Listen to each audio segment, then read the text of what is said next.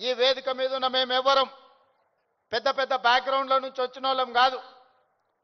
చరణ్కు background ఉంది, కానీ చరణ్ని ప్రభావితం చేసిన చిరంజీవి గారు ఏ బ్యాక్గ్రౌండ్ లేకుండా కష్టపడి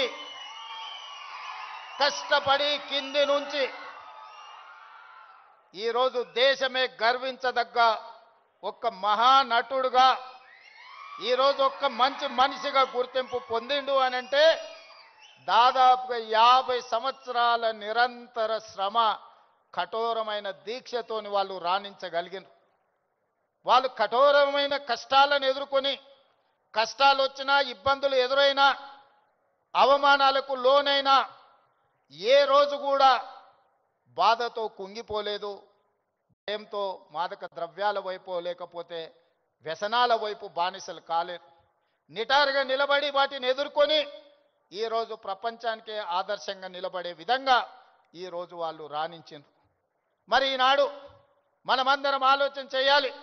ఉద్యమ స్ఫూర్తి అయిన తెలంగాణ రాష్ట్రం, ఉద్యమాలతోనే సాధించుకున్న తెలంగాణ రాష్ట్రంలో ఈరోజు పాఠశాలల నుంచి కళాశాలల వరకు, కళాశాలల నుంచి యూనివర్సిటీల వరకు విద్యార్థులు గంజాయి ప్రభావితానికో లేకపోతే డ్రగ్స్ మహమ్మారికి బలైపోతున్నారు అని అంటే మనందరం చూసుకుంటూ కూర్చుందామా?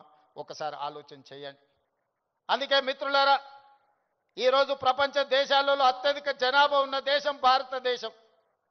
కానీ ఈరోజు మీరు ఆలోచన చేయండి, మొన్న జరిగిన ఒలింపిక్స్ క్రీడల్లో పుల్లెల గోపీచంద్ గారు తయారు చేసిన వాళ్ళు కాస్తో కూస్తో మెడల్స్ సాధించి, సానియా మిర్జా కావచ్చు, లేకపోతే పివి సింధు కావచ్చు, లేదా నిఖత్ జరీన్ కావచ్చు, లేకపోతే సిరాజుద్దీన్ కావచ్చు, వీళ్ళు క్రీడలలో రాణించి ఈ దేశ ప్రతిష్టను కాపాడింది. ఒకవైపు 140 కోట్ల జనాభా ఉన్న భారతదేశం ఒలింపిక్స్లో ఒక్క గోల్డ్ మెడల్ సాధించలేదు అని అంటే ఇది ప్రపంచంలో మనకు అవమానం కాదా? ఒక్కసారి ఆలోచన చేయండి. ఈరోజు ఈ దేశంలో ఉన్న జనాభాలో 15 సంవత్సరాలు పైబడి 40 సంవత్సరాల లోపల ఉన్న యువత 68%. 140 కోట్ల జనాభాలో 68% యువత ఉన్న దేశం ప్రపంచంలో ఏకైక దేశం భారతదేశం.